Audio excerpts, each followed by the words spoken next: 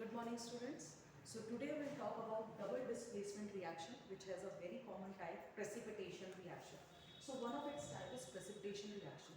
Let me tell you about double displacement. It involves the exchange of ions, and if one of the product is in solid state, comes in the form of precipitate, we call that reaction as precipitation reaction. So today we'll talk about the reaction that lead nitrate when react with potassium iodide, we get lead iodide, which is solid residue, and potassium nitrate is formed.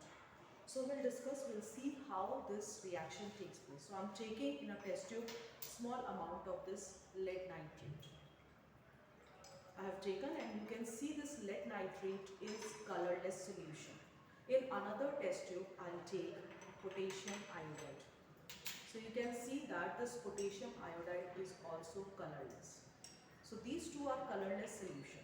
Now the thing is, when we mix these two, on mixing these two colorless liquid, what will happen? So here you can see the reaction that lead nitrate when react with potassium iodide. Let us see how this reaction takes place. So here I am having colorless solution in both the test tube. On adding small amount of this, you can see how this precipitation takes place. You can see a solid substance has been formed and starts depositing at the bottom, which is yellow in color.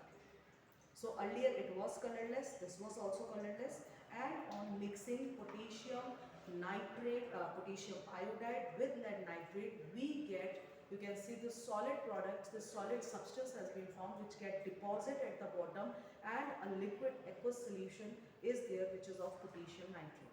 So when you see this reaction, you observe that this lead nitrate, which was colorless, potassium iodide is also colorless, lead iodide, which is solid substance, is formed as precipitate, and potassium nitrate is formed.